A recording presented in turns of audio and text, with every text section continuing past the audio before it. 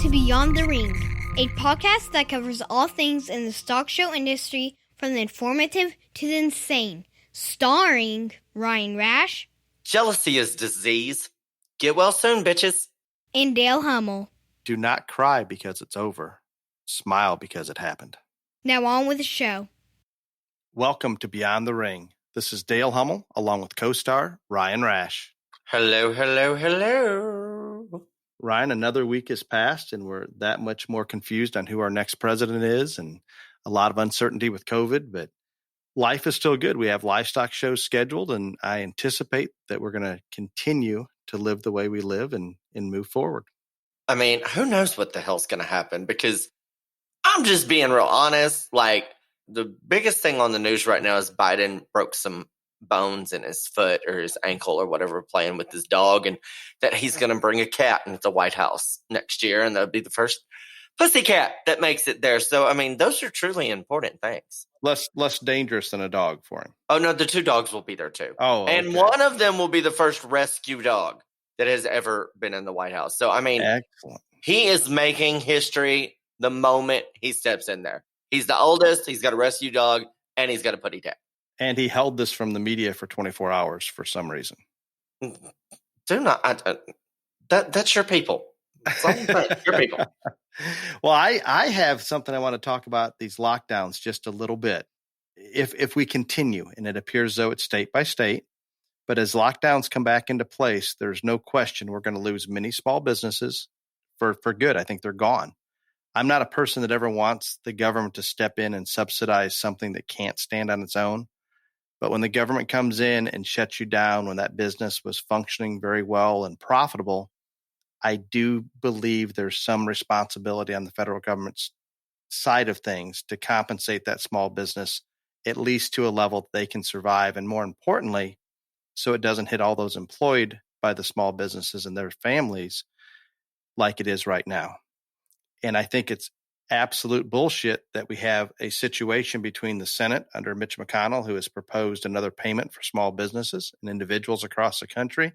And then our crazy ass Nancy Pelosi refuses to support that unless we put into that bailout money for Illinois, for California, for New York, basically the states that have been underwater for many, many years because of their corrupt policies and their lack of fiscal responsibility well before COVID. And until the Senate agrees to allow money to flow that direction to bail these states out, she's not willing to give any support to these small businesses or the individuals that are really struggling across the country. And this concerns me.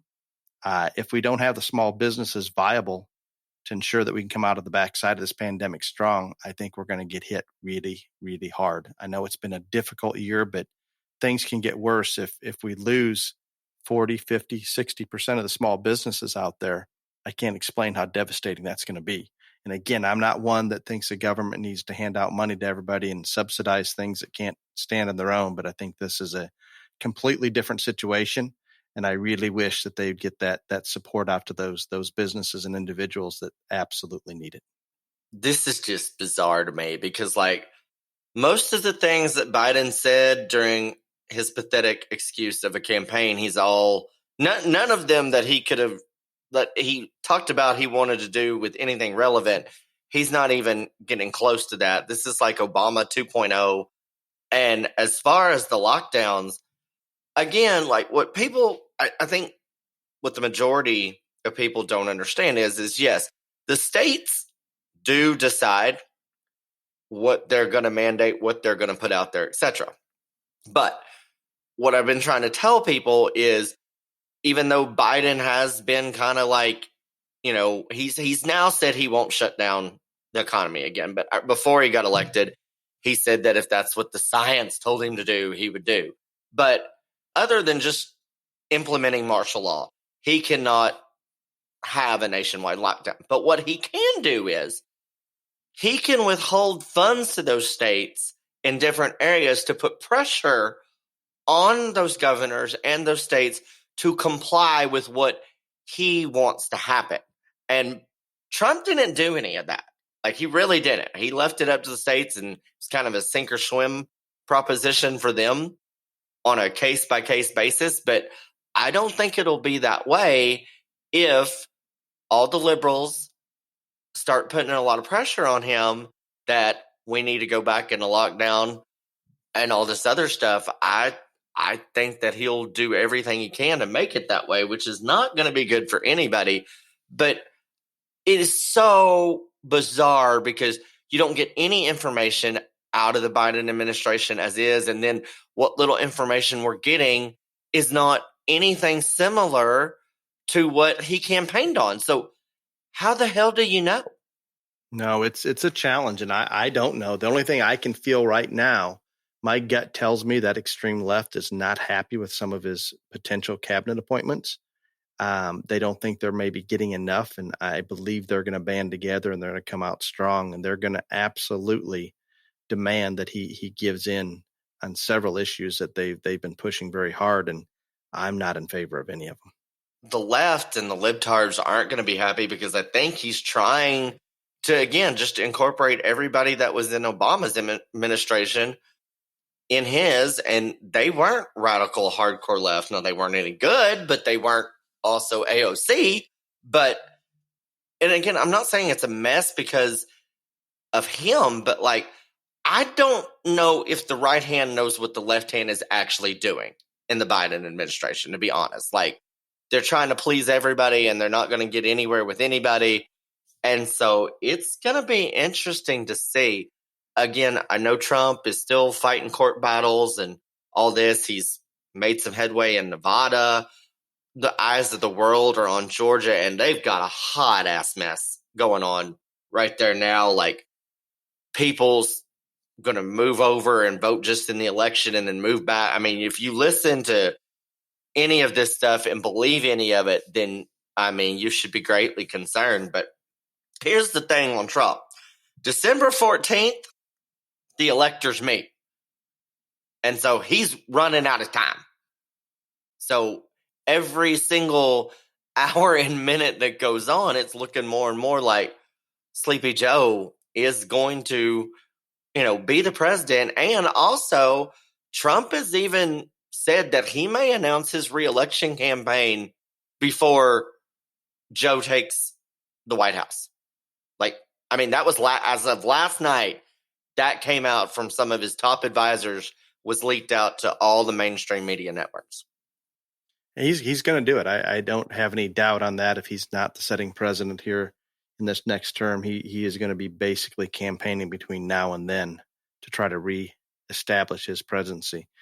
I think a statement you made that the right hand doesn't know what the left hand's doing, that he's going to try to appease all and probably accomplish nothing. The fact that he's bringing in a lot of the old Obama administration, and the fact that there's hope that we hold the Senate in Georgia, and I'm very, very deeply concerned that we may not. Yeah, you don't need to watch the news if you're hopeful on that. I'm just telling you. Oh, I just don't see. It just has to happen, I guess, and I know that doesn't mean it will. Well, happen. You said that about Trump being president, and I did too, and that didn't happen.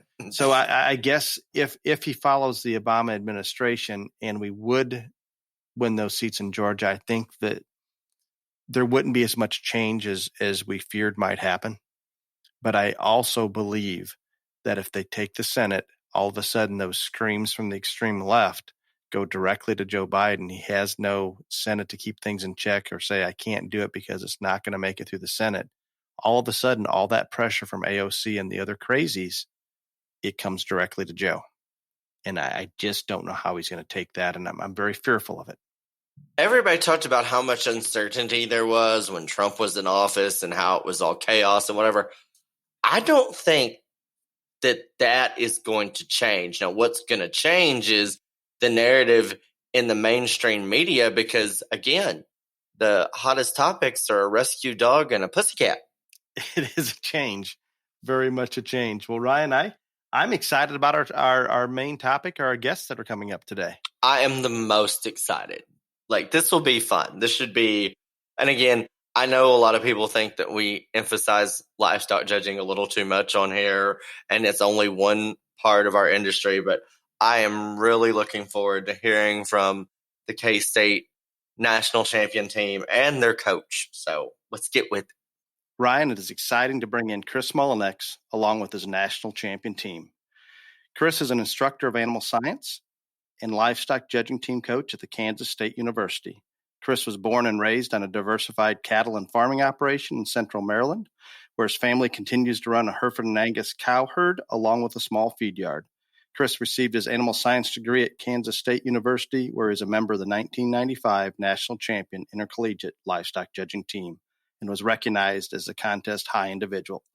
Prior to his return to K-State, Chris served as an associate professor on the faculty with Butler Community College, where he coached numerous national contest winning collegiate teams. Chris, your presence in the collegiate livestock judging arena is impressive, and you are one of the few that has stood the test of time that has been able to push hard for more years than most. For that, I have a huge degree of respect for you, and the fact that you captured a national title this year, amazing. We're excited to have you on Beyond the Ring. Well, I appreciate that, Dale, and I thank you and Ryan for having me. And it is an honor, and I have to. I think I said to you a couple days ago. I have to admit I'm maybe a bit of a closet podcast listener, and you guys are the one that I happen to catch the most. And I don't know if I've missed more than maybe one episode, and so it's been fun. I really enjoy your guys' discussion, the variety of topics you hit. The entertainment side of it and the banter that the two of you have.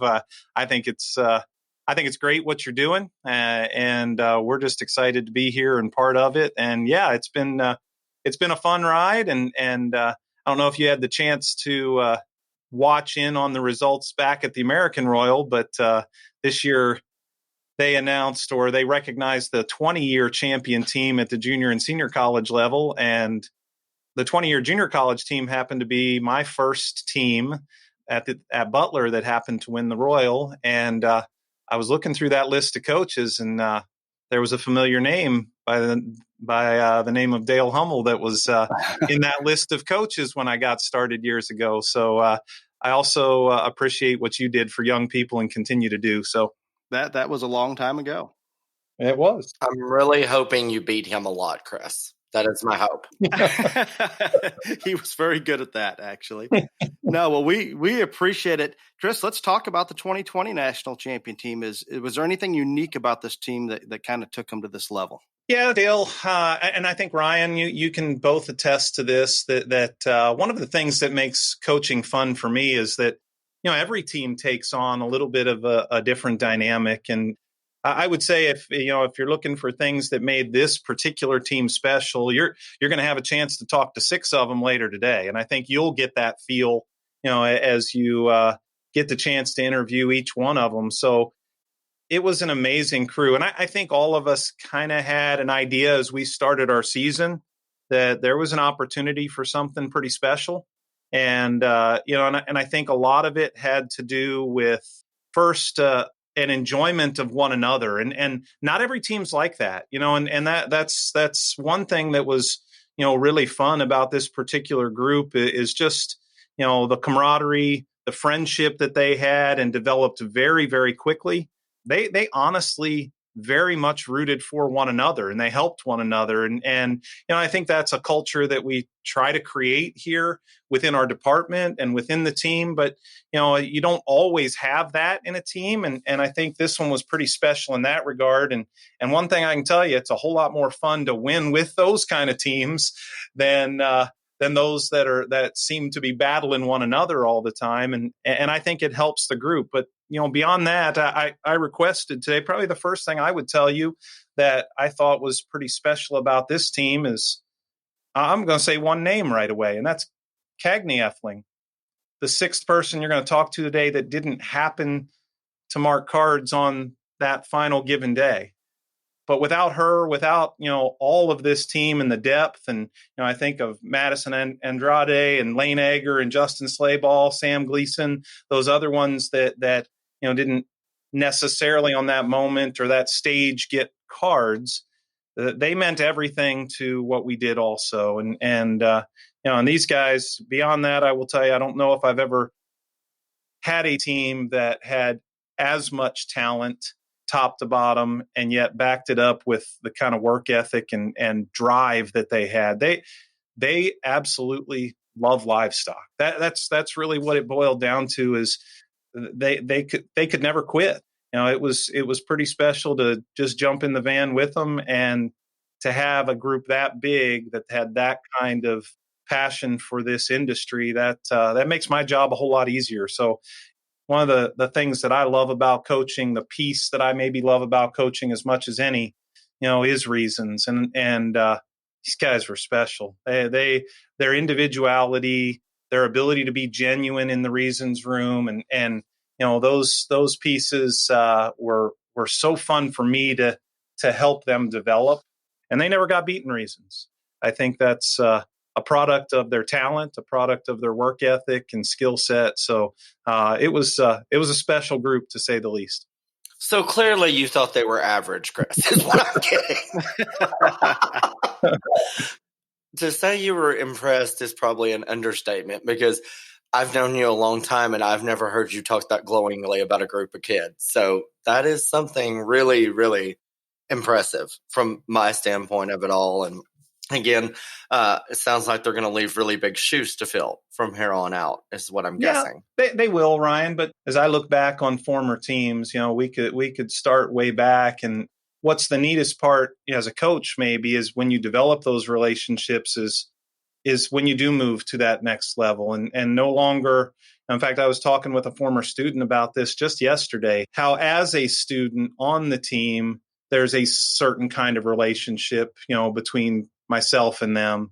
But it's like that day Louisville finishes, it becomes a new, different relationship. And these guys are excited to help the next team. And we're excited about the skill set they have. And yeah, these guys were special and this was their moment. But that doesn't mean I love them any more or less than any other team that I've ever had in the past. It was just a pretty unique dynamic of young people that came together in a pretty crazy year. One of the things that I want to ask you, Chris, is because you've been on both sides, the junior college and the senior college side of it, and been quite successful at both. What do you think is the biggest difference between coaching teams in those two different divisions? I'll be honest, Ryan, I've tried not to treat it differently, although there are clear differences. And I would say the biggest difference to me at the community college level, junior college level, there is not a designated national contest, a national championship. It has varied from year to year, but I think we could, over the years, look at Kansas City, Louisville, Denver, Houston, kind of as the four major contests, at both levels, but at junior college level in particular. And I thought the biggest challenge at the community college level was gearing up and trying to peak 4 times. Right. And I went into that process not necessarily knowing that, because I didn't go to junior college myself. I was a 4-year student. And so I hadn't experienced that. Same. That was something that was different to me. And it was hard. Here, I do like the fact that we know where our national championship is, and we can develop students. Not that we don't want to go out and try to win all of them, but we can also develop a skill set, to prepare ourselves for that ultimate culminating moment at the end. So that's probably the biggest difference to me. Excellent, Chris. And I can think back to when we were coaching at the same time and in those coaches meetings discussing, should we have a national contest? And it always seemed like the Southern teams wanted a Southern contest, and obviously the Northern teams wanted one of those Northern contests. But now that you've stepped out of those ranks and are still involved, obviously, at the senior college level, do you think that's something they should maybe bring up and entertain again? I have mixed emotions probably about that, Dale, and I could understand wanting to do that. But at the same token, I think one of the beauties of the community college ranks and the junior college system, it really does allow each of those programs to develop students the way they see fit, so to speak. And I like to think do more than just prepare them to compete in junior college, but hopefully prepare them, ultimately to move on to a university level. And I still think even at this point, you'd get varying opinions on where that contest needs to be. That those are going to be arguments that probably never end. As much as I'd like to say, yeah, let's select Houston since it's at the end. Back when I started and when you were coaching, there were still teams that broke out their students at Denver and judged them through Louisville, or some of them that broke out at Houston and judged them, Houston, their freshman year through their through Denver their sophomore year. That was something that has changed. And I think probably the All-American system and rankings and the team of the year, have probably pushed most schools to do that, where their students are exclusively competing as sophomores. But I don't know. That's a tough question. I can still see the benefits of both. And I think, they're still recognizing at the end of the year with that All-American team and team of the year that they do give out. I think that's probably a nice compromise to that argument. I agreed. I think that All-American really works. And I wasn't aware that that the teams no longer were breaking a few of those kids out early. And sometimes it was a mixed team. You could have a freshman judging it at Denver along with your sophomore team. It was wide open back then. And it was interesting, but I'm assuming at this point it's just a sophomore year run is where they're at. Most of them, yeah. On rare occasion, you might see a freshman breaking out, but especially the competitive ones anymore, it's just pretty tough to break a freshman out. In fact, some of these teams, I think you're even seeing it this year probably more than any. I think there's some immensely talented sophomore contestants that are out there that did not get the chance to go to very many contests the end of their freshman year or the beginning of their sophomore year, and maybe are lagging in experience to some of those that have had easier travel guidelines. And you see it a little bit in the results. I don't think it's a long-term thing that you'll continue to see. Those students will catch up with one another, much like Ryan and I did as four-year students, but that is a little dynamic that makes it different. It's tough to come in as a freshman and compete against a group of sophomores that have been going hard for a year and probably have 8 or 10 freshman contests under their belt. So, Chris, you were saying earlier about this team that they never lost reasons. So why don't you give us a few of their team highlights throughout the year, because it sounds like they were quite competitive all the way through. I think what was nice, I think this team just continued to build steam, and we were second at Denver, and just a couple of points from winning Denver, and then fortunately San Antonio came around, and we did win the San Antonio contest, and boy, we were geared up to come to Houston. In fact, we were south of Dallas working on some cattle when we got the news that Houston was going to be canceled, and that was pretty tough on those guys. We were very much looking forward to that competition. But as we rolled back into the fall, you could really see the excitement, and maybe in some ways, not getting Houston even left a little. Even a little more, bitter taste in their mouth or a want to really get after it this fall. And they never got beaten in all species contest. We did finish up third at the Barrow Show replacement contest. But then we wrapped up the year with 4 all species 12 and 8s. And those guys, they made an amazing run. I mean, and sometimes luck plays a big role in what we do. But I will tell you, these guys, they took luck out of the equation a lot of times because, in fact, one of them was just telling me the other day, they said, we won our last 4 contests by over 400 points. I didn't quite realize that, but it was that's a pretty amazing run. And individually, they did incredible things. Skylar Scotton, ends up second at our national contest, was high individual at the American Royal, high individual at the Barrow Show replacement contest this fall, high individual at San Antonio. And in 2020, he was never out of the top 10 in any contest. And I think there's maybe 1 or 2 people out there that maybe can say that ever. And maybe one of them on here with us right now, Dale. That's he had an amazing year and provided great talent and leadership from that standpoint. But I think of, a young person like Daniel Dobbs and his personal leadership and skill set, and Skylar, Daniel, Trace, Mulligan, those 3 actually were 1, 2, 3 in reasons in at least 3, if not 4 different contests throughout the course of the year.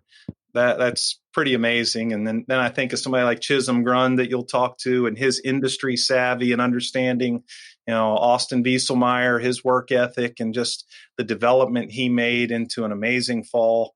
That was a pretty cool dynamic of skill set and personalities that that made it a heck of a lot of fun to make that run. So yeah, I think that probably, touches on some of the year's accomplishments. They were there right at the beginning, but the cool thing is they continued to get better and better as the year progressed. That is impressive, and I don't know that there's been many teams that have taken things to that level. Speaking of that, Chris, it obviously takes a lot of preparation to get these kids ready for this, and over the years, I know you've had assistants and graduate students there that have come in to assist.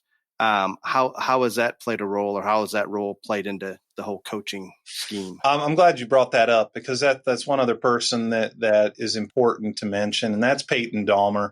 And I've been so fortunate over the years at Butler. I for the biggest majority of the time until my very last year or two there, I didn't have anyone that helped me with the team. It was all me. In some ways, that was fine, because you're starting with very, very green students. And I used to tell people that sometimes that stage of their judging career, it's almost better to hear one voice, because it's so confusing at times anyhow.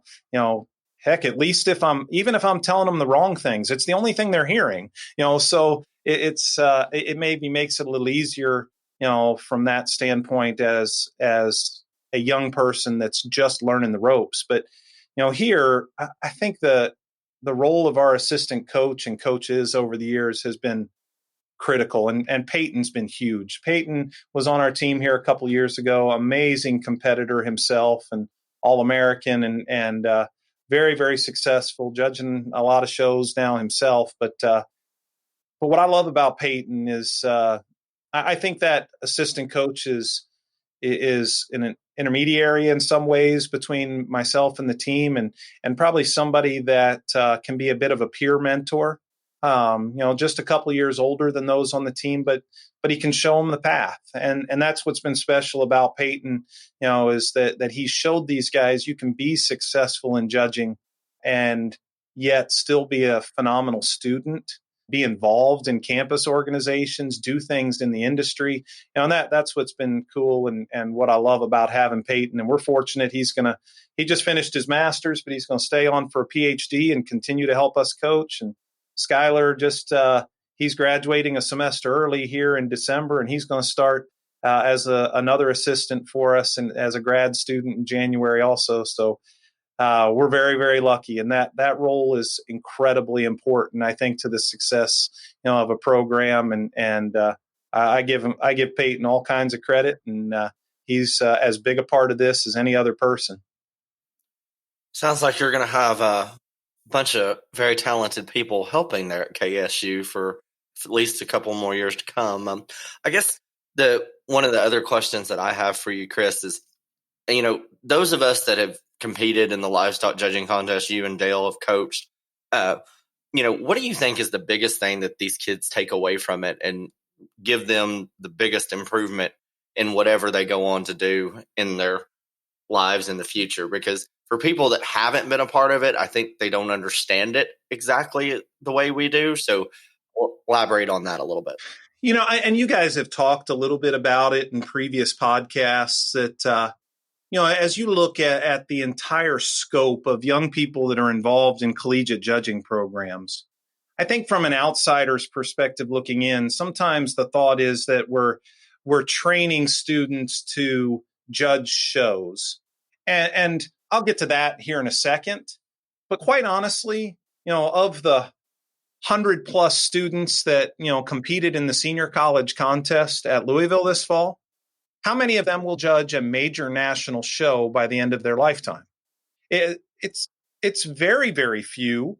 It probably is one or two, in a given year. And that's okay. That I think a lot of people just think, oh, you're training them to evaluate so that they can go on and judge. And these young people will get the chance. I tell our students at the beginning of the year, being a member of this livestock judging team will get you the opportunity to judge a show. I promise you, you'll get that phone call. And most every student on a major collegiate livestock judging team probably will. A county fair, a local show, whatever it is. And I tell them, I said, that's the easy part. So the hard part's getting asked back. And Now it is, what have you developed personally? What have you developed in your skill set that allows you to take on that county fair, local show that you start with, and do it in a fashion that people are excited to have you come and do more. And I think those are the skills that judging develops. And yes, they're used in the judging arena, but to me, it's way beyond that. We have young people that, go on, to law school, go on into politics, into careers that eventually never, touch livestock, again in their lives. And yet they end up being the spokespeople for agriculture. They end up being the people who understand what the agricultural community does here in our country and globally. And as people get further and further removed from their food supply, we are not going to have enough good spokespeople. And that, to me, that is what judging can do, is it can develop a skill set, it can develop decision making, it can develop the ability to articulate your thoughts and put it into words that the general public can understand to help tell our message. And that's, to me, those are the skills that are invaluable, that we as a society, and the more time we spend in front of computers and other devices, the people skills, the speaking skills, the interpersonal skills, they continue to lack. And these are young people that are developing those. And because of it,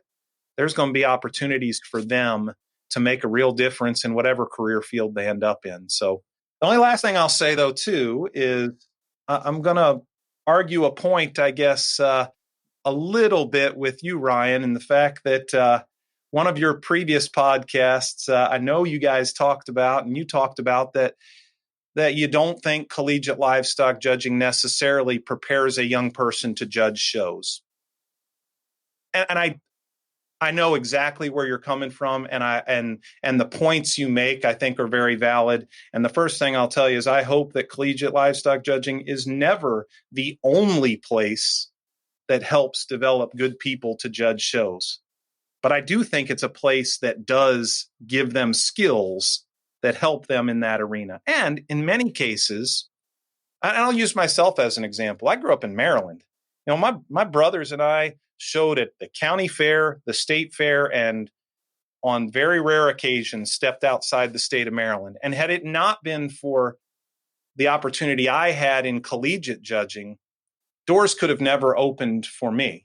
And I'd use Dr. Shockey as another example. He would tell you, he never got involved in showing livestock at a national level. And yet now here's a man that has judged every major national show, in the country. And I think a lot of that comes from the exposure and the teaching that many of these students do get at a collegiate level. So, I think there's a ton of skills, many that go way, way beyond judging. But even in our little circle, and judging opportunities, I think that's something that's been pretty special to watch, is maybe some of those that didn't grow up with a certain last name, didn't grow up with a 500 cow, herd and a bull sale every year that averaged $10,000 or $15,000 or whatever it may be, but you can come through those ranks and make a name for yourself to open those opportunities. I think that's pretty cool.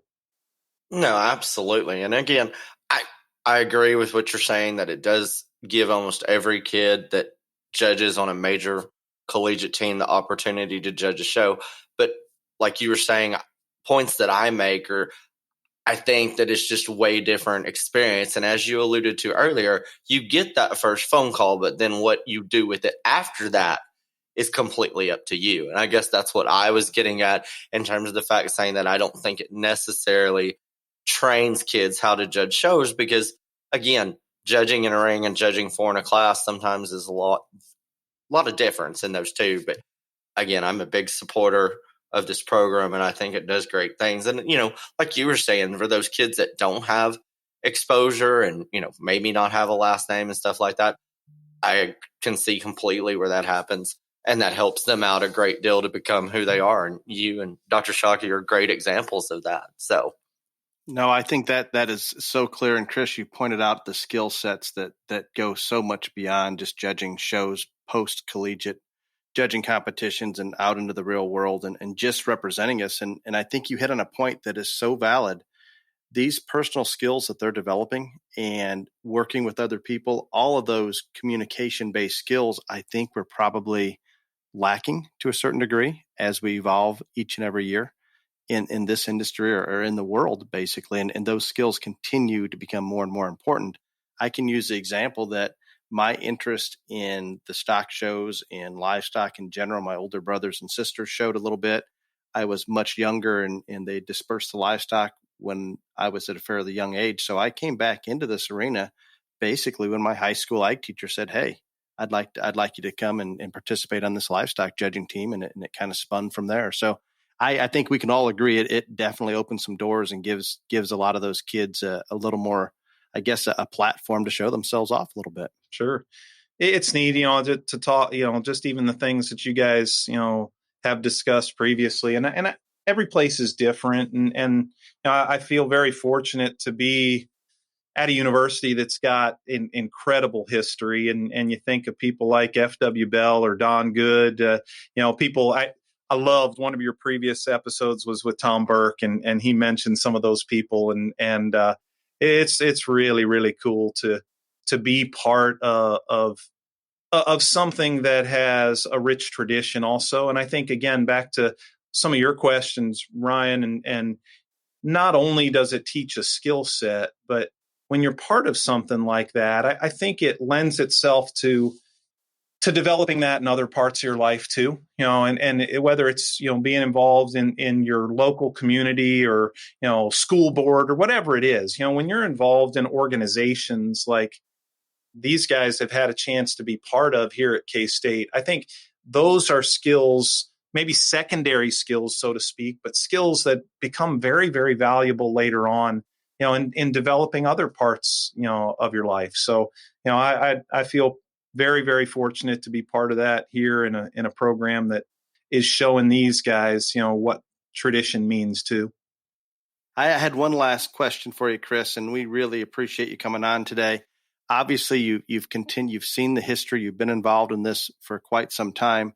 I struggle just a little bit, and Ryan likes to make fun of me when I'm trying to help or prepare a kid to go into one of the judging contests. It seems like I'm torn a little bit now.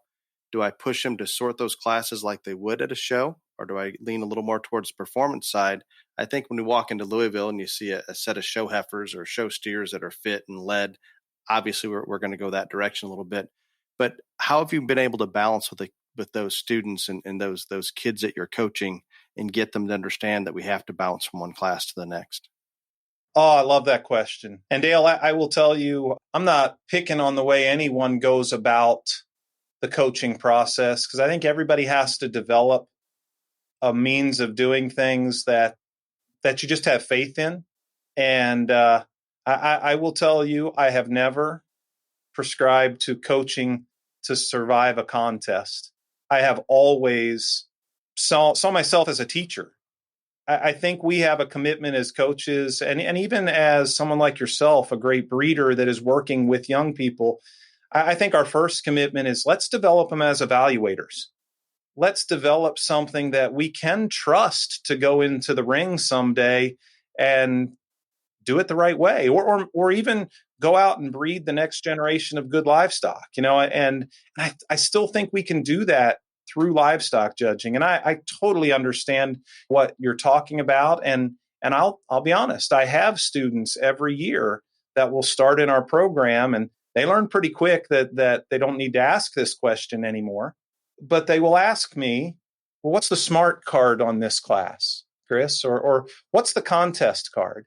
And that bothers me probably a little bit, because it almost makes it feel like you're playing a game rather than teaching them to be evaluators. And I understand why they're asking. It's not, I've done it long enough to know what they're talking about. But what I have loved about the last couple of years in particular, as we've reached into the final, parts of our judging season, is I do see an effort from contests to eliminate predictability and just see who can go evaluate. Let's just go see who can figure out what the good ones are. The heaviest muscled steer doesn't always have to win the steer class. And that's something that I really think we need to continue to do, because I think, Ryan, you can attest to this. We all hear it. There's a certain level of skepticism out there amongst some people that run shows that say, well, all those kids coming off a judging team can do is place 4 head. And I'm proud to say that we here at K-State, we've had as many young evaluators get the chance to judge national contests as anybody in the country, or national shows as anybody in the country. And I hope it's in part because of the way that we've tried to stay committed to training them. And back to the last part of your question, to me, the greatest show heifers have every bell and whistle you could ever like. But underneath of that, I guess I'm a believer, Dale, that underneath of that, it starts with function. A market animal, I know you guys have had fun arguing these points. I think when we get to the elite of the elite of the elite, the bells and whistles are maybe what hits us first. They're the fun things to look at. They're the cool parts of the animal. And yet, I think even the greatest evaluators, and, Ryan, you've talked about this a lot. I know you have. And, and yet, how much you enjoy evaluating elite livestock. And I do too, but I would tell you, even underneath of all that, I've loved watching you judge shows, Ryan. And in fact, even though the two of us might say it differently, I think we see things incredibly similar.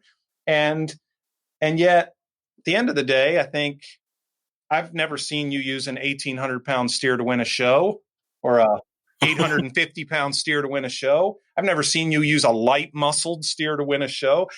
I've just seen you use good ones. And yet, underneath of it, I think you were still kind of grounded to some pretty basic industry relevant carcass traits, even though it's all the other things that maybe are more exciting and more fun to break down, I think it's about teaching. It's about helping students, like you said, Dale, balance, because I think you can balance, and also knowing what's in front of you. And that's probably the last skill that I would tell you. These young people are going to go judge some of the best county fairs in the world. They're also going to go judge some of the poorer county fairs in terms of quality of animals. You can make it an educational experience regardless. You can, but you have to be smart enough to turn around and know what's in front of you. When we turned around to look at those does at the national contest, we knew, hey, this is fun, and I get to dig in to the real fun stuff. And yet, when you turned around to the market hog class, you probably better know pretty simple, basic industry principles, because it was just a different kind of animal. And that's okay.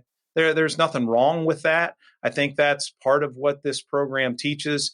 But back to your question, I think it's helping those students to know what's in front of them, and then judge accordingly. But I think, trying to stray away from, just teaching them good evaluation skills and trying to play a game, I get frustrated when that happens. I think that was an excellent answer all the way around. And like you said, I do think that even though most people may not know it or see it, because we may be on polar opposite ends of the spectrum in a lot of ways, I can tell you from the last 2 years that you judged the Fort Worth Stock Show, I sat up in the stands the entire last year, sat up in stands and watched every class. And it was not hard. If you really studied and listened, it was not hard to figure out where you were going, where you were headed. And if there was ever not sure why that one was there, as soon as you said what you said about that animal, you understood explicitly. And so I can't say enough about that. And then that last point that you were saying about how some of these kids are going to judge tremendous county fairs, and some of those shows that they get, whether they're a jackpot show or a county fair, aren't going to be quite as exciting to judge. I think one thing that I've told people a lot is to me, the thing is, just like you said, you have to know what's in front of you, and you can make it an enjoyable and educational experience for everybody. And what I tell people all the time when they call or text, they say, "Oh, you probably won't come judge this show, but we're going to ask you anyway." And what I've always said is, I don't think there is such a thing as a small show. And if you think that way, then you're probably a small-minded sorter instead. I've heard you say that, Ryan, and I love that statement. And it's funny, I get those same calls. Like, it's almost like that. I pick up the phone and say, we want to call you. Do you still judge county fairs? Would you have any interest? And I'll be honest, at the Fort Worth Steer Show, what an honor, what an amazing show, and I will never ever forget those 2 years. But I can just as easily tell you that some of my most enjoyable experiences in judging have been at the county fair, and I still love it. It's the people. It's, I tell people the difference is the Fort Worth Steer Show is about the steers. It's still about the kids, but man, the steers are so amazing, and you've got so many of them to try to work through that it ultimately ends up becoming about that. Whereas the county fair is about the people. And every time I walk into a county fair, I tell myself one thing. What did the county fair mean when I was 12 years old? That was, seriously, when I was 12 years old, if somebody could have told me you can win the steer show at your county fair or you can win the steer show in Denver, what do you pick? I'm not so sure I wouldn't have picked the county fair because I didn't know what the heck Denver was. That it was special to me, my family, my friends, and it meant that much. And if you remember that as a judge and you treat those kids with that kind of respect, then you'll have a fun time. And when we're out there in that ring, it's a little bit of an island sometimes. You're all alone, and but when you can find a way to interact, and I even try to do that at Fort Worth, that keeps you sane. It keeps it fun and interesting out there. And even back to, we might do things different, but Ryan, one thing that I appreciate that you just talked about, and it can be entertaining. I love that you make it entertaining, but I think a lot of people listen and watch you judge and they think it's about the words you use or the terminology you use. Yeah, that makes it enjoyable, but it wouldn't work if they didn't fit. And that's the thing that, it's still about accuracy. That's your judging forte, not the flair side of it. If you were all flair with no substance, you wouldn't get to do the things you've gotten to do. And that's something that, I think these young people can learn from. You don't need to go to the next show trying to be Ryan Rash, trying to be Chris Mullinex, trying to be, Dale Hunt. Just go, trust that they asked your opinion for a reason, and go do it the way you know how to do it, and do it for you. Be genuine and do it for you. And you'll get asked back. You'll get more opportunities if that's the way you go about it. Amen. That is awesome, Chris. The insight that you've tossed out here on the coaching side and some insight into this national champion team. I have a great deal of respect for you. I know Ryan does as well. And we appreciate you taking the time to come on and giving our listeners the opportunity to kind of hear what this is all about and what some of the benefits are. And Ryan and I are going to move on and talk to 6 of your team members, and I could not be more excited to do so. Chris, thank you for coming on and joining us. Guys, it was awesome. I enjoyed it, and you're going to enjoy these 6. They're a lot of fun. I think you'll enjoy having them. I do have one quick shout out that I'll finish with, and that is to my family. I don't do any of this without the support of my wife and allowing me to still go out and get on the road. And we've got 3 kids at home, and she takes on a heck of a lot, when we've got to take off and go on the road for a week, and I appreciate that. And, my mom, my dad, COVID has been a crazy thing. And my mom and dad missed the awards program in Louisville for the first time since I judged in 4-H. Wow. It's the first awards program that they have missed. And they watched it. But it takes that kind of a support system. My brother, Randy, Patrick, my sister, Beth, all of those, they have been there walking down this path with me, even though they're halfway across, I'm halfway across the country from them. So it's been a fun journey, and this has been an exciting year, and you're going to have a blast with those 6. Thank you for you becoming on here, Chris, and sharing your knowledge and experience with us. Enjoyed it, guys. Thanks. Ryan, that was some amazing insight from Chris there, and giving us some of his perspective on what the livestock judging arena has done for so many kids, and some insight on judging shows. That was wonderful. I'm equally as excited about jumping in and talking to 6 of these individuals that were a part of that national championship team. Our first one today is Chisholm Grund. Chisholm, welcome to Beyond the Ring, and congratulations on a huge success. Well, thanks, guys. Thanks for having us on this podcast. I know a lot of people listen to it. I tune into it when I have a chance and I'm on the road and to listen to it, and so do a lot of my family members. So with that, it was a great achievement to go ahead and be national champions at Louisville and be part of such a special team. I'm from a background, and how I got started in this was we raised 500 head of registered Gelbvieh, Balancer, Angus, and Red Angus. We're approaching our 30th annual bull sale here at the end of February.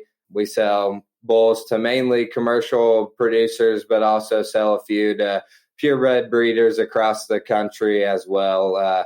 I grew up, I showed cattle and 4-H heifers and steers at the national level for as many years as I could until I aged out. I also grew a passion for the swine industry as well, and was involved in NJSA leadership events, and also participated at events there at the national level, showing gilts and barrows at World Pork Expo and Summer Spectacular, and at the state fair and county level as well. And actually have started raising a few for myself to sell.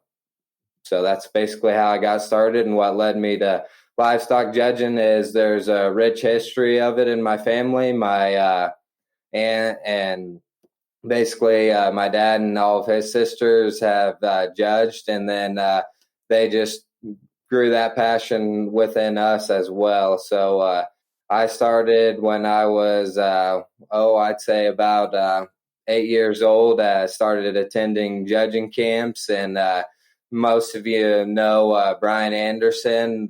He was a judging coach at Coffeyville, and he came out here out in western Kansas and put on a judging camp, and that's kind of where me, my brother, and my cousins all got our start. I had 2 cousins that judged at Hutchinson Community College. One was my age, Grady, and he judged on the same team with me at Hutchinson. And also my brother competed at Fort Scott, which was one of the most competitive junior colleges teams out there. And then also my dad was on the judging team at Colby Community College. And then my dad and my brother and me all transferred to Kansas State University, and that's where we continued our livestock judging career, and all had a pretty good career, so nothing to complain about there. So what you're saying is you're a little partial to Kansas State University, maybe just a little bit. Okay. We are a little partial. We bleed purple. My mom attended there too. She was an ag econ major. She didn't have anything to do with livestock judging, but my mom and dad met at Kansas State University, and then that's where we consider Kansas State University the Harvard of agriculture schools. Well, there you go.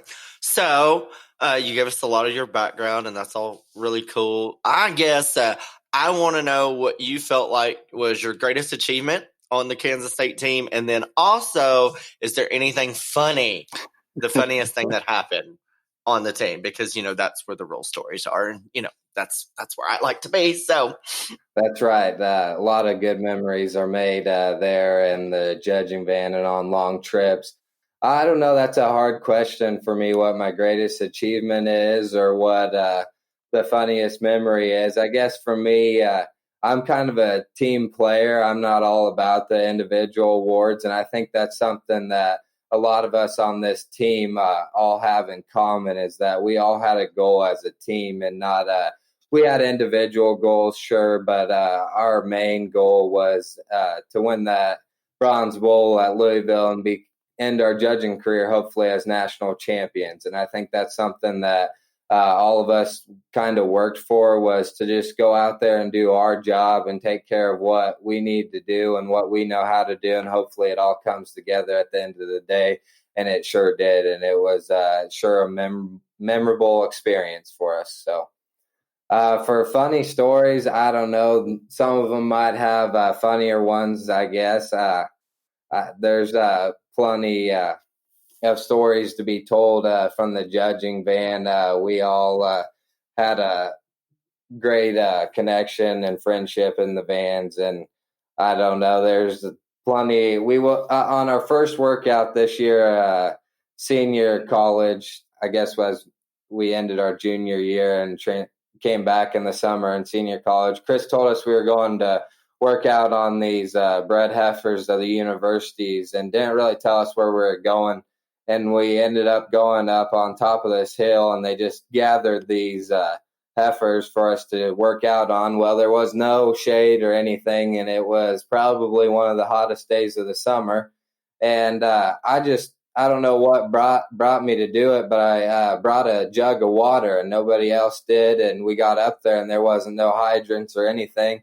And Chris, he wanted us to give some sets after we judged a few classes. And I didn't realize till after, but when I got back in the van, my jug was about a quarter of the way full. And I'd wondered who'd been drinking out of it, but it didn't really bother me much. Well, come to find out later when we got back that Chris looked at our assistant coach Dahmer in the van, and he said, "You suppose Chisholm's got anything in here other than water?" And Dahmer said, "Well, I don't know." And Chris goes, "Well, I'm thirsty and I'm going to have a drink." So come to find out, Chris had been sipping on my jug in the van while we were all working up set of reasons. So that's probably my experience. That's funny. That is. Well, Chisholm, we appreciate you sharing your experience and what you've accomplished. So many youth out there across the country, and you understand it as well as anybody with the rich history of the livestock judging competition in your family. But there's thousands and thousands of kids that want to get to where you are right now. And I can't congratulate you enough. And we appreciate you taking the time to jump on Beyond the Ring. Thank you for participating, and congratulations once again. Well, thanks for having me, Dale and Ryan. It's sure a pleasure. Appreciate it. Take care. Congratulations, Chisholm. Thanks for being on here. Thank you. Next up is team member Austin Wieselmeyer. Austin is one of the members of the national champion collegiate judging team. We're excited to have you on, Austin. Give us a little bit of background about you, about yourself, and how you came to be a part of this national champion team. Awesome. Well, thank you, Dale. It's a pleasure to be on here today. So as you said, I'm Austin Wieselmeyer. I'm from Holyoke, Colorado. Grew up on a seed stock Angus operation. And so we run about 200 head of registered Angus cows and have a production bull and heifer sale every year. So was big into the show industry growing up, showed a lot of cattle, did pigs along the way too. Once I was done with high school, kind of took a year off, and thankfully it worked out that way. We received a state FFA office with Colorado. And then after that, I decided Butler Community College was my place to go. And so that's where I ended up for junior college, and thankfully was a member of that 2019, I guess ended up being 2020 junior college team of the year. And there I was with Skylar Scott and Daniel Dobbs, Madison Andrade, and Sam Gleason. So a lot of us from Butler actually ended up at K-State. And so during my time at Butler, I kind of was interacting with a lot of students and other team members at K-State, and that just kind of felt like the place to go. So I ended up at K-State, where I'm majoring in animal sciences with a production option. Yeah, it's been an awesome couple years, and I'm pretty blessed to be on the team I'm on with these kind of people. And so with at K-State, really not sure what I want to do afterwards, kind of exploring different options in terms of animal nutrition and careers in that area. But I'm thinking either find some sort of job right outside of college or try and stick with a feedlot cattle graduate program there at K-State, or could be somewhere else. Not sure yet, but that's kind of the gist of the last couple of years and part of how I came around to K-State. Well, awesome. Obviously, you're highly intelligent and very informed young man that's been in this program a long time. So tell us a little bit in terms of the Kansas State team that you were on that became national champions. What do you think was the highlight of your year, or do you have any funny stories or anything you want to share about that experience between you and your teammates and your two coaches? Oh, that's a tough one. There were really along the whole year, it was just a blast. There was no really down moment going through the spring or the fall. Kind of hard to think of a good one. That's okay. Ryan likes asking those challenging questions like that. I had one for you while you're thinking about that. You'd stated you're a state FFA officer, obviously, and there in Colorado, and you went to school at Butler. So that required a year, I believe, off just to serve as an officer. That's correct. Yep. We had because we were gone so much on chapter visits and so forth, and even at the National Western Stock Show the whole time. Then, we had to take a year off of college, and thankfully it did. We did. That way, I ended up on the team I did. No, exactly. And I often wonder, and I think Skylar was another one that took a year off out of high school as well that was on your team. I think there's a lot to be said, and maybe not for everyone, but that extra year of maturity, I think, goes a long ways, maybe even more so at the junior college ranks than maybe what it benefits at the senior college. But obviously, both of you had very, very successful careers. Do you attribute any of that to that extra maturity? I do. Yeah, absolutely. Even though during that year I wasn't too involved in livestock judging, I think I hit maybe 2 or 3 4-H contests in Colorado. But just in terms of getting more outside of my comfort zone and interacting with hundreds of other members and getting up in front of people and speaking definitely helped in terms of a little bit of personal development, and I could really bring a lot of that into livestock judging. Kind of going back to 4-H, it's a completely different style in terms of reasons, I guess, from what I was giving back then to more of the story and the conversation that we are basically giving nowadays through reasons. But I was definitely very glad to have that extra year of maturity and development for it. But I finally was able to kind of think of something, and it might just be a kind of a answer that most everybody will give about just my year and a highlight. But I think something that I really appreciated and that I think isn't said for a lot of teams out there is just the consistency and the quality of people that we had on our team at K-State. That was definitely a highlight for me, because in the spring I was definitely going through a lot of learning, and just the amount of competitiveness that was on our team really helped push me to try harder and better myself to where I could be in the position I was this fall. And so being able to have that competitive team and the quality of people that we were around, I think was definitely a highlight for me. Awesome. Yes. And as I mentioned, some of your teammates, you are looked up to by so many people out there in the livestock judging ranks and the livestock industry. I guess our youth that want to get to what you accomplished with your team this year. I hope that, and I'm sure that it's settled in a little bit, and you can reflect back and realize what an accomplishment that is. Because if you think back to your 4-H days, just how many people you were competing against across the country as a high school student, and how it's narrowed down to just the 5 or 6 or so of you, or I guess that K-State team that brings home that national title is a huge, huge accomplishment. And we congratulate you for doing such and appreciate you taking the time to jump on Beyond the Ring. Thank you, Austin. Thank you very much. Appreciate it. Congratulations, Austin. Thanks for coming on here today. Thank you. Ryan, our next team member is Cagney Effling. Cagney is another member of the 2020 National Champion Collegiate Judging Team at Kansas State University. Cagney, we're excited to have you on. Can you give us just a little bit of background in how you ultimately ended up at Kansas State University?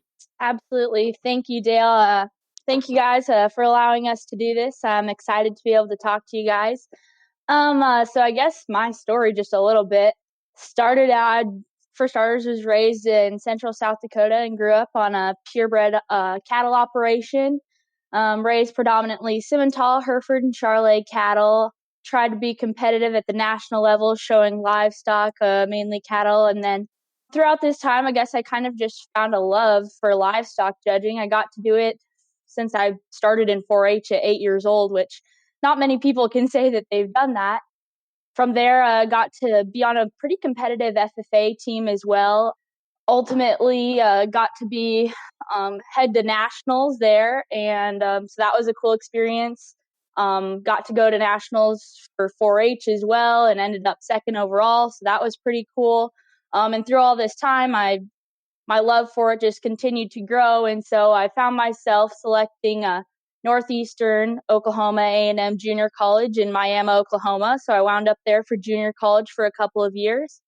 And then when it came time to pick senior college, it was kind of a tough decision, but when it came down to it, I loved the people and the notoriety that came with Kansas State University. And so ultimately that's where I ended up and got to be on a great team, surrounded by a very talented group of people. And we set out at the very beginning with a goal, which is pretty cool. From the very beginning, our goal was to win the national championship, and for it to come full circle and to end up there was a pretty cool opportunity. So, Well, Dale, you do not know this beautiful and talented young lady nearly as well as I do.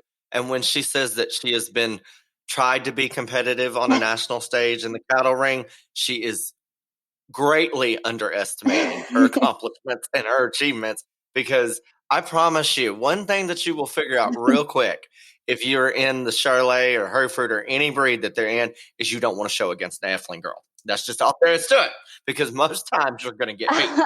But I don't know about that, Ryan. girl, the proof is in the banners. I'm just saying. But this team seems like it had a really cool dynamic, and y'all seem to all get along and root for each other, and that's all great and grand and wonderful. But I know you will not let me down, Cagney. Your other teammates so far have not really given me the juicy details that I require. And so there has to be a funny story, an embarrassing story, maybe about your coach, maybe something that, oh, come on, girl, I know you can come through with this for me. Okay, I don't know about any juicy stories or anything, but has anybody told you the story about our very first national trip to Denver? No, nobody said that, girl. Gosh. They're shy. Yeah, You're no not kidding. shy. I know you're not shy. This is like our favorite story that we tell everybody. Lay it on me, child. So we make it to Denver, long trip, winter workout and everything. And we make it to Denver, and we're staying at, I think, a Super 8. And I think it was the day before the contest, or maybe a couple of days. And we're giving reasons, pacing in the hallway, and we're on like the second floor. And I remember I was like pacing down the hallway, and I just hear some like really heavy breathing from behind. And I turn around, and this girl had like ran up the stairs, and she had like a hospital band on her wrist and some blood coming down her neck. And she was running down the hallway and just saying these crazy things, and we were terrified. And she starts running down the hallway towards Maddie, one of the other girls, and the guys were thinking that she was about to go tackle her, so they go and run after her. And I was not trying to be a hero, so I'm pounding on the door of one of the kids giving a set of reasons, and they're like, I was trying to give a set of reasons, and you and Dobbs are just pounding on the door trying to get into the hotel room. And we like dodge into this hotel room, and Adrian Austin and Peyton Dahmer were in the room taking this set of reasons, and they're like, what are you guys doing? And there's some girl out there's something wrong, and she's running around like a crazy person. And Adrian goes to poke her head out the door, and this girl comes and pushes on the door and tries to get into our hotel room. And it was, it was crazy. And anyway, long story short, she tries getting in there, and little Trace Mulligan's got himself braced up against the wall, and he yells out into the hallway and says, Chris, run! Like, Chris is really going to run, And anyway, long story short, she gets out of there and we were all fine. But it was by far the craziest thing that happened to us on our trips. See, this is what I'm talking about, Dale. This is the stories that make up a judging team right here. Not we all love each other and we all rooted for each other and all the. Which, all that's very true, though. Oh, girl, I love this story. I think it's great. Funny thing that you talk about people like that.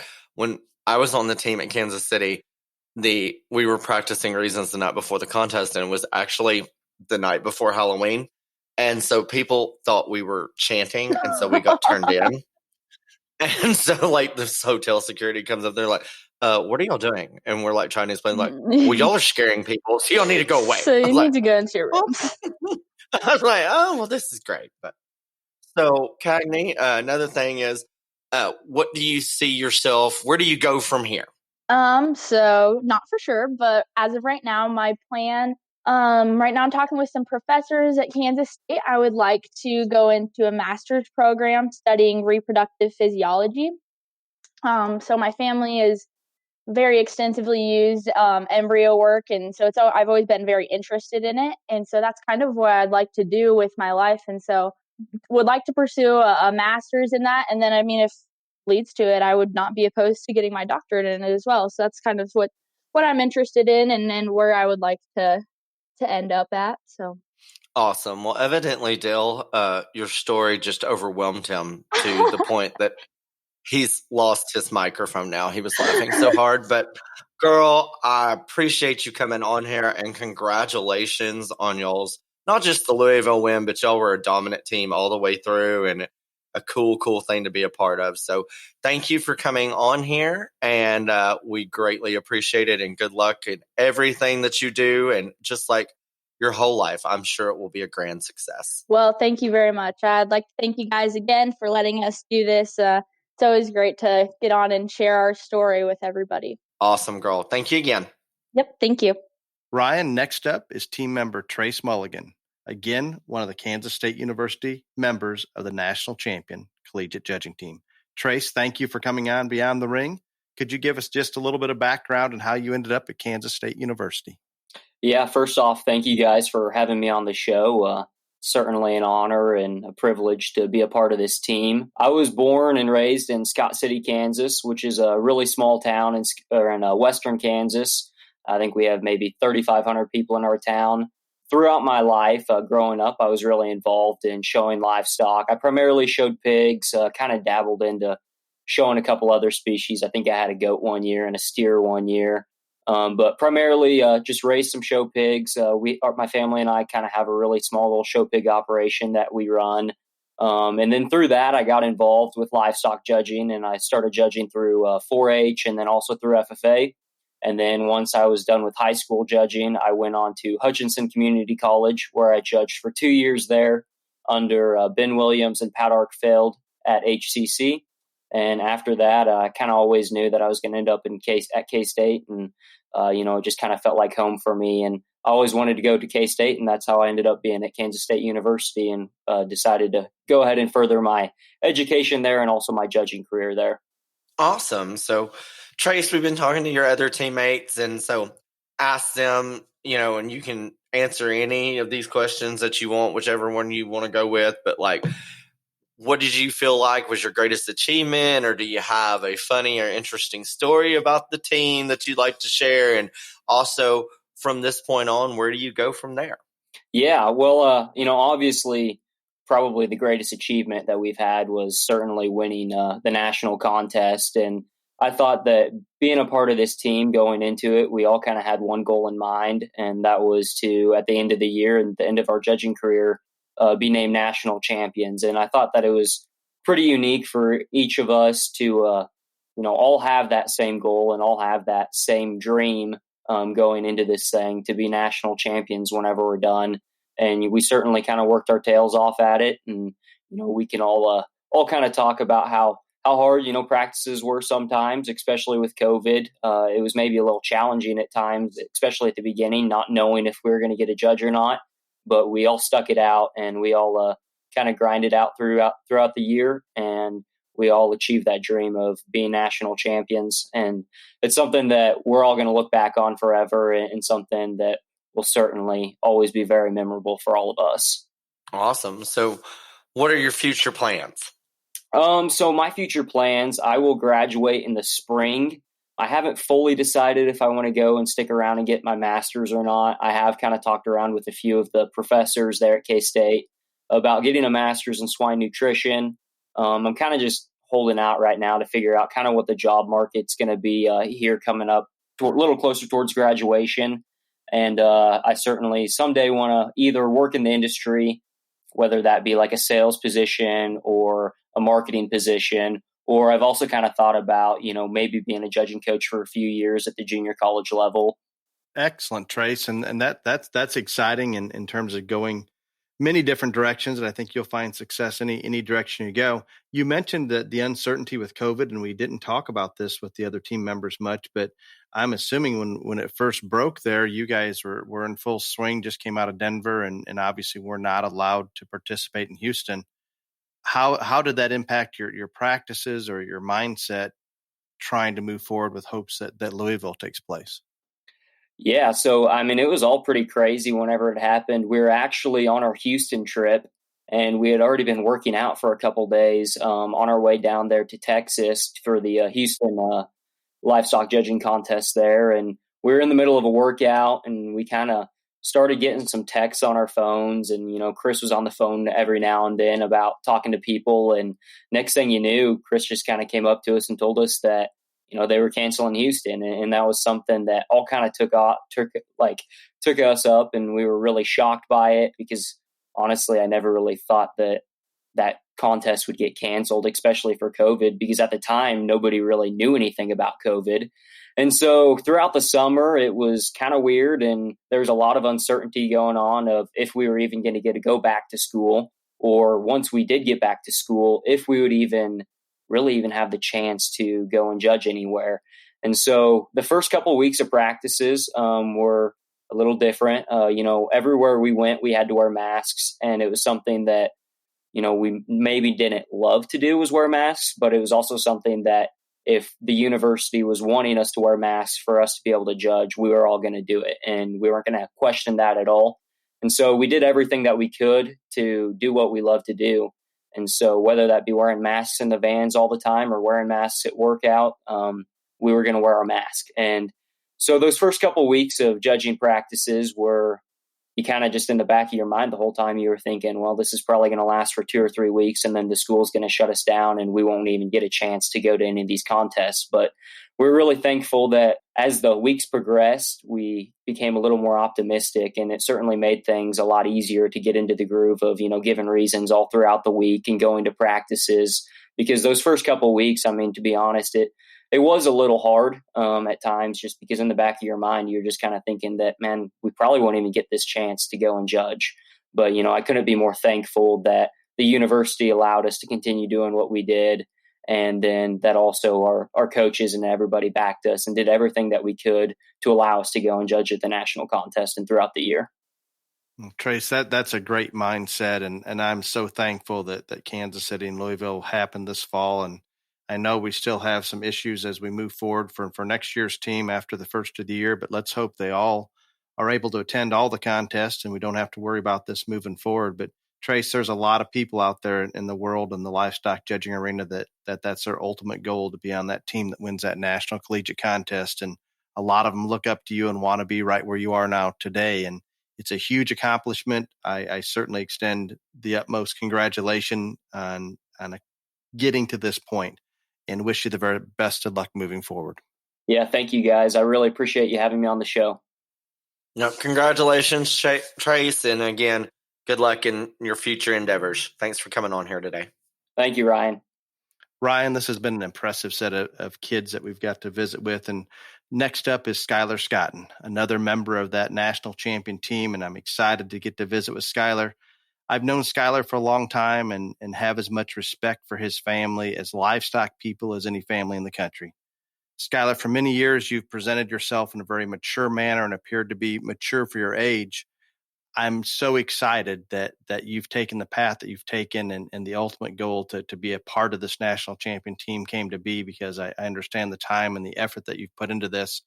Skylar comes to us with a tremendous amount of success through the junior college ranks and then into the senior college, high individual and reasons at Kansas City, Louisville, Denver in the junior college ranks, as well as Louisville, and setting a record there for reasons, and then high individual overall at Louisville in the junior college ranks.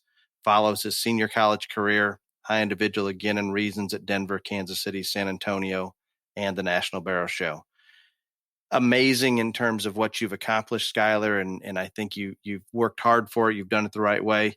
Give us a little bit of your background prior to your collegiate judging. Well, thanks, Dale and Ryan, for having me on, and thanks for the polite introduction there. That sure means a lot, and I appreciate that. I grew up here in Nevada, Missouri. My dad and uncle own and operate a club calf operation.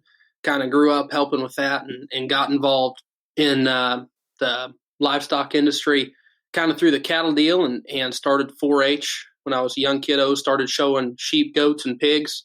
Got involved with the livestock judging program through that under Marty Miller and Brian Gast here in my hometown, and just kind of climbed my way, followed my brother's path. He was involved in that as well, and he attended Butler and K-State, and I guess I just kind of followed his path on the way up through there.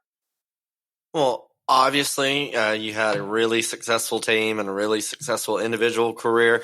Tell us just a little bit. Do you have a funny story about the team that you want to share, or what are your future plans, and what you plan to do from here on out? Yeah, I've got probably a few funny stories that we could bring up. Well, thank God, because there's only been one other kid on your team that's had one. All right. So probably one of my funnier stories, we were up at National Barrel Show, and Daniel Dobbs, he's probably one of my very best friends. We've went to Butler together and then to K-State, and we got out of the contest, and there was a Tamworth market hog class that kind of gave everybody some challenge. And that sounds terrible to begin with. It was challenging. And so I think he ends up completely inverting the class. And so we were all kind of laughing about it. And Daniel Dobbs, he's one of the most talented kids I've been around as far as livestock judging and just being a professional at whatever he sets his mind to. But this class he didn't handle the best, and I was kind of asking him his logic behind all that, and he was trying to give me his rundown, put this one here, trying to hedge it where it doesn't go. And by the end of it, he had me so confused and everybody else so confused, we all started dying laughing. So I know that's not the best funny story, but I thought that was kind of funny how he had this great logic to place this class, and by the end of it, it was completely backwards, so we all got a pretty good kick out of it. And he really thought he was on track on that one. Yes, he did. There's nothing wrong with that. That happens to the best of us. I'm just letting you know. It happens. Yes. I get it. So, Skylar, what direction do you go from here?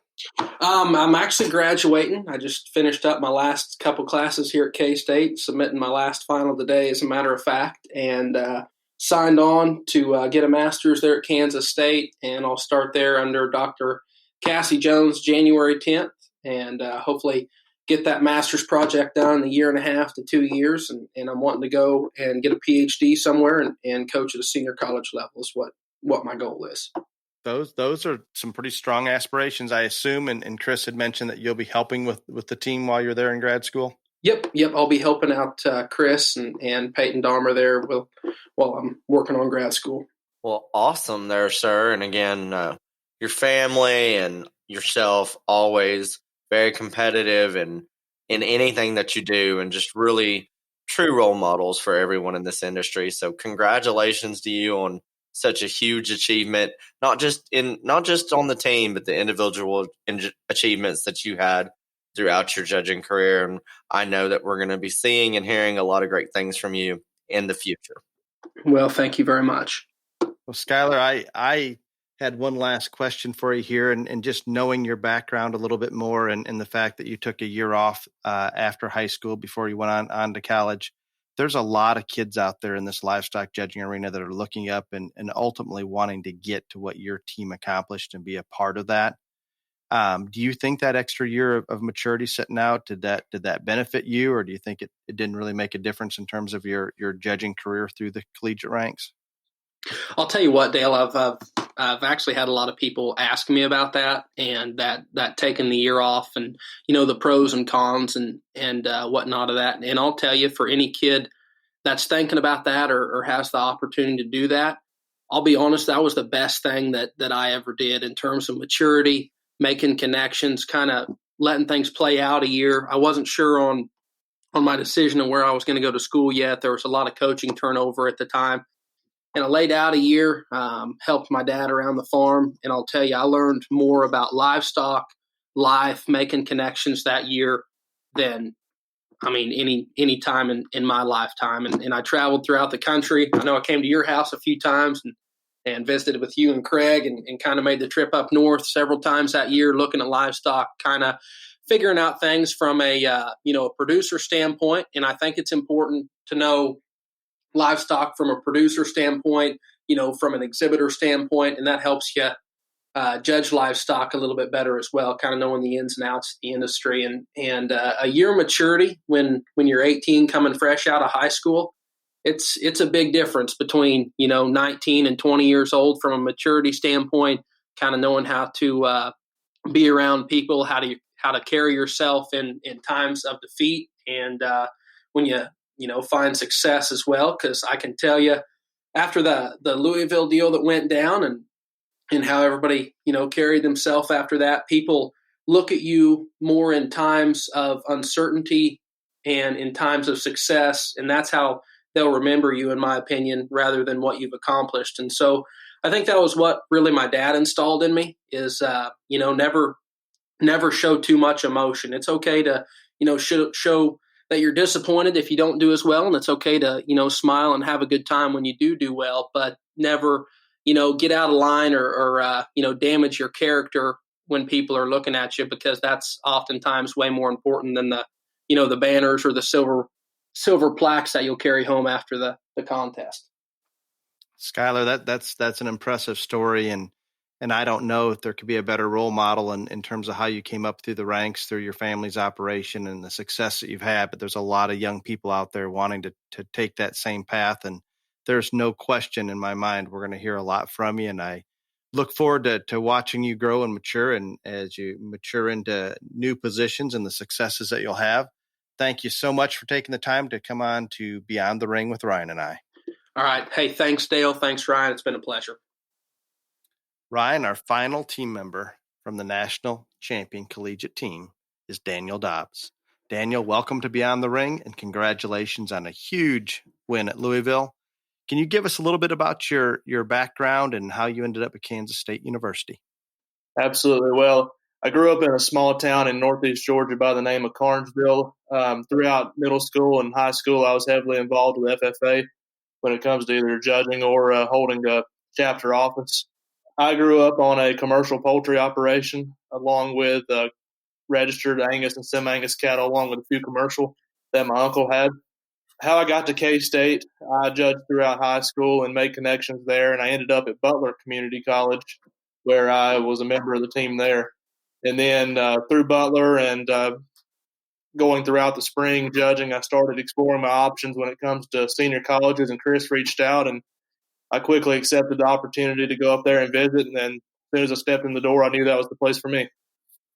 Awesome. So, Daniel, we've talked to all your other teammates and your coach, and it's very, very evident that y'all were extremely tight-knit team, and y'all were obviously extremely successful. Do you have any personal highlight or any funny story or anything like that you'd like to share with us on the podcast here? I really don't have any personal highlights. Just as long as the team always came out on top, that was really all that mattered for me. I think I can speak for all of us when I say that we would give up being the low score on the team just as long as the team could bring home the title, and that's what we all said going into it at Louisville, and that's how it ended up, and we were extremely pleased. But I do have one story about Chris. Oh, finally! Someone has a story about the coach. I love you, Daniel. Go ahead. Rock on. We were on the San Antonio trip, and we went into San Angelo State to judge hogs and steers. And we got out at this hog workout, and it was in a shed back in the boonies. And we judged hogs there, probably 3 classes, and then we all were going to load up and head over and judge steers. Well, when we got out of the van early that morning, there was a bottle-fed goat that met Chris at the door just like it was a puppy. And all throughout the workout, that was Chris's best friend. Whenever we loaded up to head over there and judge steers, we were in another van, and Chris was in a different one, and we watched him pull out, and we saw something up under the van. And that bottle baby got caught up in the axle somehow. Oh. And he was taking the goat with him. And I know this sounds bad that it was funny, but you just have to be there. The goat was unharmed. Yeah, I don't think he could kill that goat. But Chris had no idea what had happened until we got over there to judge steers. And just looking back on it, thankful that the goat wasn't hurt. We just all could not get over that story until the day we got done judging. We said that story in the van. Chris probably should have adopted that thing and took it home with him. We tried to talk him into it, but he wouldn't have any part of it. Well, that's just rude. Is he anti-goat? I don't know. Dale, he is racist against your species. He is.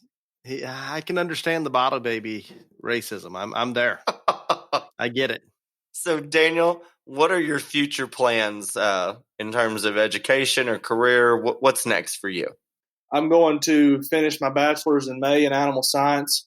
After that, I intend to return home to the family farm. We have, between my mom and myself and my granddad, we have 10 houses of broilers who we contract out with a company named Fieldale Farms. That alone keeps us busy, but I also have about 30 head of commercial cows that I put eggs in and try to raise a few show heifers here and there. And I plan to try to supersize that a little bit when I get home and take that more serious. Well, Daniel, that sounds like you've got a plan, and I can't tell you, and I'm sure you're aware of this, and I explain this to just about every one of your team members, but there's so many young people out there involved in the livestock judging arena that look up to your team and what you've accomplished, and that's kind of the end goal. And the fact that you sorted through everything that you did to get to that point, I can't congratulate you enough, and have a tremendous amount of respect for you and your team and your coaches. But we appreciate you coming on the podcast today, and we certainly wish you the best moving forward into the real world. Well, I appreciate it. It was a great opportunity, and we appreciate the invite. Again, congratulations, Daniel, and to the entire Kansas State team and the livestock judging program. A huge accomplishment, not just in the Louisville win, but y'all were a force to be reckoned with the entire year. So congratulations to you, and best of luck to you in the future. Thank you. I really appreciate it. Ryan, it is time for question and answer. The first question has your name all over it, Ryan. This one. Why do you always say that? All of you. I always put. Why do you always say that? Because I have control over how we order the questions. It's discriminatory and racist that you get to pick the questions. It is. I'm not going to argue that. It is. I am telling the listeners right now that this is bullshit. But so what y'all need to do is y'all all have my snap and everything else. Y'all send me questions for Dale here because I am getting discriminated against. It is all about gay discrimination. Duh. Yeah. I'm open about. I'm not trying to hide it. I would not hide that. That's good, Dale. Chloe sends a question for you. I need your guys' opinion on showing in colorful shirts. My brother says they are too loud and take away from the calf. Ryan, your thoughts? Okay, I'm absolutely the wrong person to ask this question. I'm going to come back and balance it. But I'm going to be real honest with you. And, when Mr. Hogue was on here, we talked about this a little bit. Depending on the show and, how big it is, a lot of judges, he talked about it. I agree with him. Like, when you're in a big class or, you identify now the black steer with the pink paisley shirt, that was the one, and just stuff like that. So I think loud and wild color shirts, as long as they're not spooking the animal, I don't see how it can't help you because, again, it makes you stand out, be an individual, and it will make you memorable. And so those are things, that – again, a lot of judges associate, and especially not just me, but like a lot of us remember the kid in the paisley shirt or the kid in the flag shirt or, the girl with the big sparkly bow and stuff like that. And I'll tell you, I judged a show in Arkansas this past weekend and they all wore gray t-shirts, the same gray t-shirt. And so I thought it was interesting that because, normally when I'm giving reasons, I always say, cheetah over here, if she's got a cheetah shirt, whatever. The one thing that I said on the mic and I didn't even catch myself until afterwards, one girl came in and she had on a black vest, just a plain black vest over her gray t-shirt. And I literally mentioned the young lady in the black vest in second. And so I knew, and right then and there, when I said that is wild that I literally used that as a reference in a sea of solid gray long sleeve t-shirts. The one girl that came in a black vest, it stuck with me enough that I mentioned it in my reason. So I think it helps. Excellent. No, and I agree with all of that, Ryan. And it kind of sounds like we as judges are taking a shortcut by looking or identifying that animal or that exhibitor and that exhibitor's animal by a shirt that they have on or a combination of that and their animal. But when you've got similar marked or similar colored animals in large classes, that is an aid that we're just human nature. You're gonna use that to your advantage to remember that particular animal because you can scan back across 20 head or whatever from the other side of the ring. And that girl in the green shirt, if she's the only one out there in that green shirt, it's easy to draw you into there he is. That's the animal we were looking at. So I'm good with that. I have a little issue with some of the Hawaiian shirts that we see show up, and I'm good with color, but I still want a very neat professional look. And you're saying Hawaiian print is not neat and professional? It's not for me. And this is from the man that has a closet full of white shirts. Yes. So, and I just ordered some more. Oh, of course you did. But because I ran out at Louisville, so I thought I better have a few more on hand. No, that one was stained, the one you wore contest day. So we're so glad that you ordered a new one. Don't listen to him. Hawaiian print is in. It's cool. It's now. And especially during the summer, it's fine, children. So, Chloe, I hope that answers your question. I think, in all seriousness, I think that depending on the judge, obviously you see that Ryan and I would have some differences, but both agree that if we can set yourself apart to a certain degree, I think it works. And there's even showmen out there that decide to wear a certain color shirt when they're very young in their show career and they maintain that same type of shirt or color. I'm not saying the same shirt all the way through their show career. And there's a lot of positives and negatives and everything to go along with it. But I think it depends on the judge. But I think if you stay somewhat professional or neat, you're never going to get dinged on. And some are going to want you to reach out there and even be a little more loud. But we do not want to distress the animal. Ryan, the next question comes to us from Doug Hunt. You talk about palatability being one of the most important things when choosing a show feed. Is there any way to tell how palatable a show feed will be before you purchase a certain show feed? Well, Mr. Form to Function and Nutrition Genius, what are you waiting for? I like this question. I'm sure you did. That's why you picked it. It's one that I said, oh, this is great. Doug, I do value palatability as one of the most important single factors. If I'm going to point at one factor when I'm choosing a feed, I want to be able to determine the animal's intake versus begging that animal to consume each day. And if we have a palatable feed that they enjoy going to and aggressively consume, then all of a sudden we can control that. And if we control that feed, we know where we are and what we can actually accomplish. I think many feeds are made to appease the person feeding the stock rather than the stock themselves. In other words, our textured, high molasses, moist feeds that I call kind of a sweet horse feed is what it's taken from. It really looks the part. We enjoy putting it in the bunk. We can tell it's fresh because there's still some moisture to it. Do I really believe that the all livestock go that direction and have a higher intake on it? I don't think so. I think there's some that certainly do, but I think there's some situations that's more for appeasing the person purchasing the feed, maybe than actual palatability to the animal. So unfortunately, we cannot impose our visual and taste preferences upon animals with any level of success.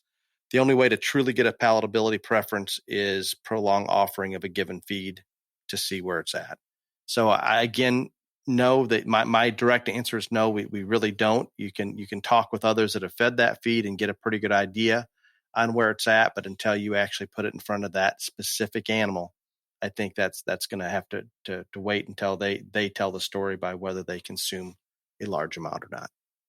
The best advice I can give anybody on this is if you will stick to those name brand show feeds, there are subtle differences between them, but for the most part, they're kind of the same. It's just like everybody's got a twist on their, recipe for whatever. That's kind of the same way with those name brand show feeds. And when you fed as many as I have or Dale have, sometimes you're going to find that one animal just won't eat the same kind as all the others. And so it's going to be a case by case and individual basis. But again, I go back to the things, stick to the name brands that are proven and the thing you can get the freshest. Excellent. And Ryan, this has been one of my favorite episodes, bringing Chris on and him sharing some of his insight into coaching and the livestock industry in general, and then the team members coming on to share some of their experiences. I enjoyed this one, and you'd mentioned earlier, maybe we put too much emphasis on the livestock judging side, but I think both of us can attest that it really had an impact in our life, and I think it's going to continue to do just that. So I've enjoyed the episode. Ryan, thank you for all of your input, and it's been another great week. Until next week, stay safe. Well, again, as we close out the Louisville Legends, I just want to say that once again, this was my idea and not Dale's. So if you enjoyed it, you can thank me. Y'all come back now. You hear?